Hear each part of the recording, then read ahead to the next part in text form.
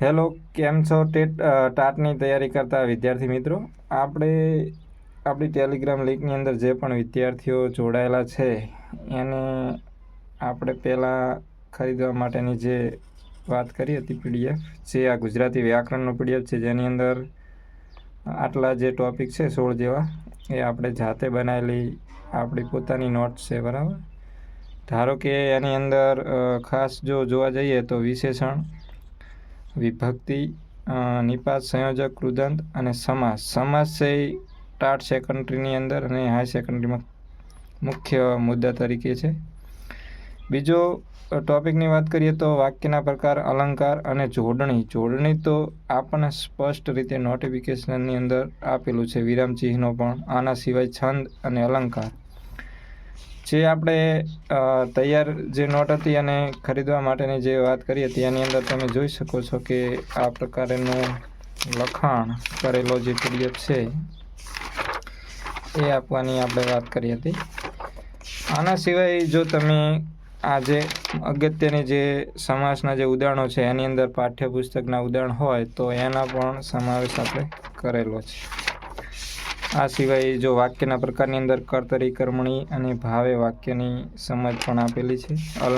અલંકારના ઉદાહરણો જે પાઠ્યપુસ્તક આધારિત છે એની પણ ખૂબ સારી એવી ચર્ચા છે. જોડણી પણ સાથે સાથે આપેલી છે.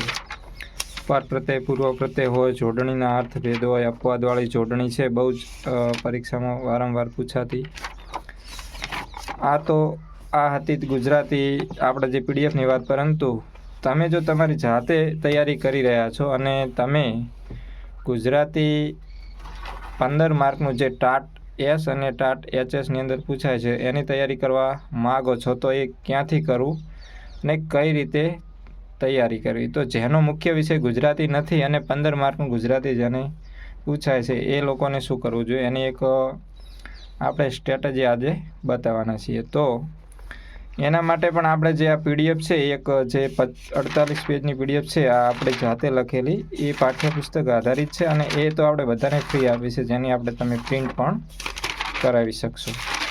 બીજી અગત્યની માહિતી એ છે કે આના સિવાય તમારે એસવાળા જે છે મિત્રો અને બહેનો, એમને શું વાંચવું જોઈએ? તો તમારે બીજું કશું જ વાંચવાનું નથી. એક હું તમને સિમ્પલ રીતે સમજાવું તો જે તમારું 15 માર્કનું જે ગુજરાતીનો જે પોષણ છે, જે તમને એસ હોય કે એચએસ હોય એની અંદર ટાટ એસની પરીક્ષા હોય કે ટાટ એસએસની પરીક્ષા હોય તો ક્યાંથી કરવું? તો એસ માટે સૌથી સારો વિકલ્પ કયો છે? તો તમારે ધોરણ 9 અને 10ના પાઠ્યપુસ્તકોની અંદરથી જે વ્યાકરણના મુદ્દાઓ આપેલ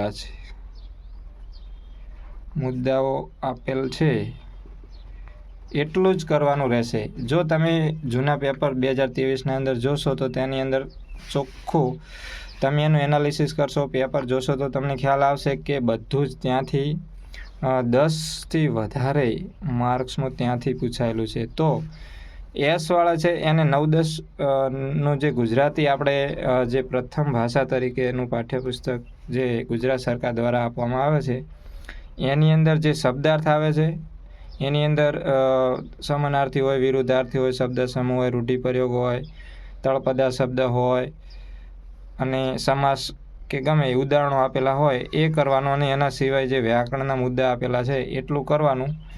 આ સિવાય કોઈ પણ એકેડેમી હોય કે કોઈનું પાઠ્યપુસ્તક તમારે વાંચવાની જરૂર પડશે નહીં. બેટર એ રહેશે કે તમે આનું વારંવાર વાંચન 1-2 વાર કરો.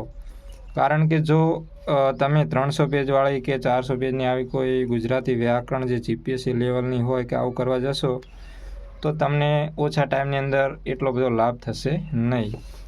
તો ગુજરાતી વ્યાકરણ માટે આપણે એક જ આ સલાહ રહેશે કે તમે ફક્ત પાઠ્યપુસ્તકને અનુસરો અને જૂના પેપરનું એનાલિસિસ કરીને એકવાર એ પ્રશ્નને જુઓ તો તમને ખ્યાલ આવી જશે કે પેપરના પ્રશ્નો ક્યાંથી પૂછેલા છે.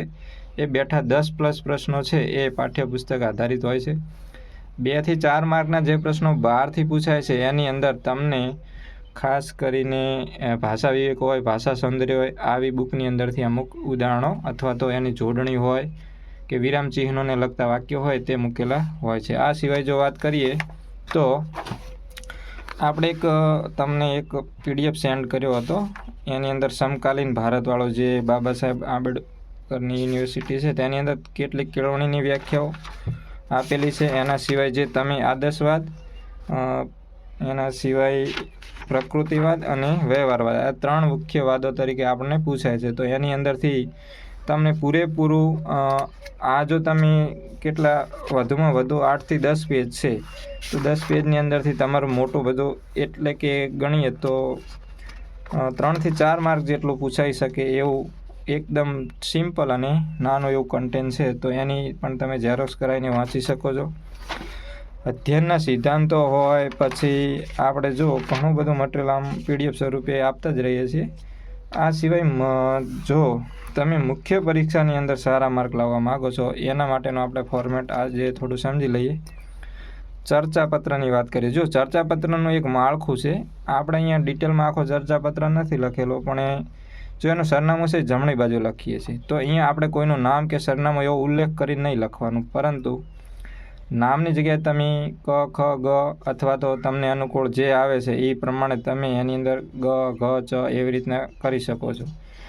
કોઈને સરનામું પંક્તિ 1, પંક્તિ 2 આવું ના લખવું હોય તો પોતાની રીતે ક, ખ, ગ, ઘ, ચ, છ એવી રીતે કોઈ પણ પ્રકારનું તમે એમાં લખાણ કરી શકશો. એના પછી તમારે તારીખ લખવાની રહેશે. હવે ડાબી બાજુની વાત કરીએ તો અહીંયા પ્રતિકરી અને પછી તંત્રીશ્રી, પછી આપણે કોઈનું નામ નિર્દેશ કરવાનું નથી. ત્યાં અ, બ, ક કે જે તમને અનુકૂળ આવે એ પ્રમાણના અક્ષરો મૂકી અને વર્તમાન પત્ર લખવાનું છે. કોઈ નામનો ઉલ્લેખ કરવાનો નથી. સરનામું સ્વરૂપે અહીંયા લખશો.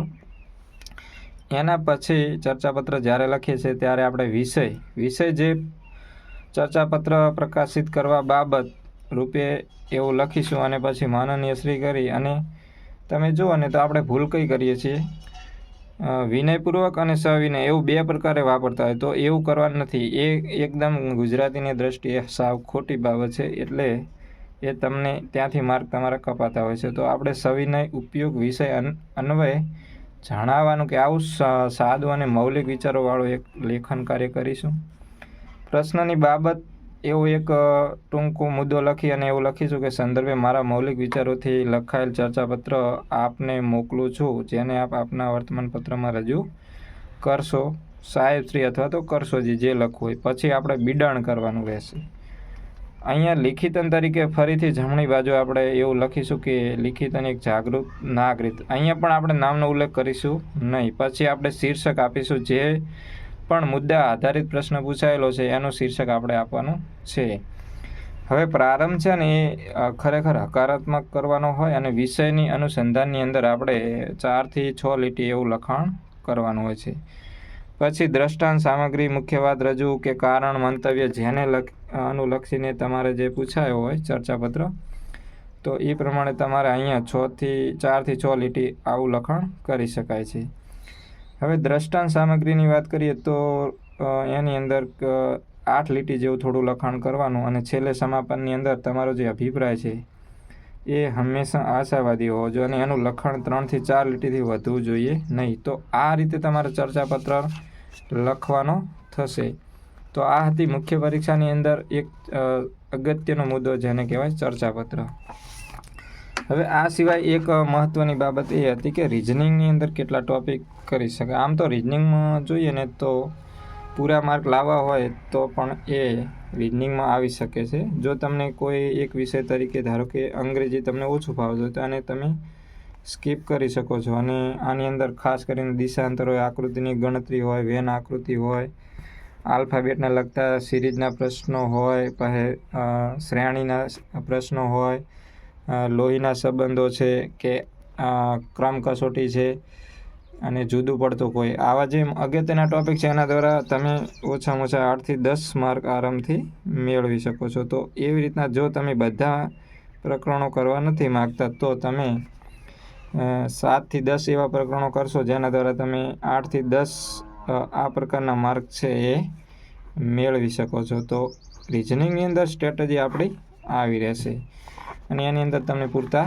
માર્ક્સ મળી શકશે. જો કેળવણીની વ્યાખ્યાઓની વાત કરીએ તો એની અંદર તમને કોઈ એવો ચોક્કસ મુદ્દો હોતો નથી કે જે તમે માર્ક લઈ આવો છો. અહીંયા આપણે કેટલાક તમે જોઈએ તો પહેલાં આ PDF તો સેન્ડ કરેલા જ છે કે જે તમને મેં મોકલેલા હતા. જો આ એસની અંદર જે પ્રશ્નો પૂછાયેલા હતા એનું સોલ્યુશન સાથેનો એક PDF છે અને એના સિવાય RT એક્ટની જે કલમો છે એની પણ વાત કરેલી. અધ્યયનના સિદ્ધાંતો હોય, પ્રેરણા અને આવેગનો એક મુદ્દો હોય જે તમને PDFમાં પહેલાં મૂકેલો છે.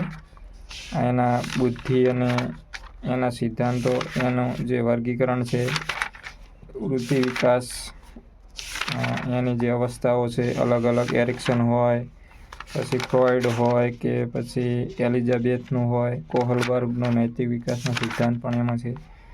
આજે આપણે મૂળભૂત ફરજોની વાત કરતા હતા એની અંદર ટૂંકની અંદર કઈ રીતના યાદ રાખવું, શાળાકીય સર્વગ્રાહી મૂલ્યાંકન, અધ્યાપનના સૂત્રો અને બેન્જામિન બ્લૂમ આંકડાશાસ્ત્ર. આ જે PDFની અગત્યની માહિતી તમને PDFમાં અમુક આપેલી છે, બરાબર. તો તમારે તૈયારી છે યોગ્ય દિશામાં કરવાની છે. જો તમે મટીરિયલ છે એ 200 થી 500 પેજ વાંચશો તો એનાથી કોઈ એવો લાભ થવાનો નથી, પણ ઓછું મટીરિયલ પણ યોગ્ય મટીરિયલનો ઉપયોગ કરવાનો છે. તો પ્રિલિમ પરીક્ષા છે એ પાસ થવા માટેની આ એક સરસ રણનીતિ છે કે ગુજરાતી ક્યાંથી કરવું, રીઝનિંગ ક્યાંથી કરવું, અને જેનો મુખ્ય વિષય તરીકે કન્ટેન્ટ તમે કરતા હોય છો તો કન્ટેન્ટની અંદર પણ તમારે ખાસ તમારા જો વિષય છે એની અંદર જે પાઠ્યપુસ્તકો છે એનો જ ખાસ ઉપયોગ કરજો. બીજા કોઈ પ્રકાશનનો ઉપયોગ કરશો તો તમને એટલો લાભ થશે નહીં. હવે આપણે જ્યારે અગાઉના વિડીયોમાં મળશું ત્યારે કોઈ એક સારા મુદ્દાની ચર્ચા કરીશું. જય હિન્દ, જય ભારત.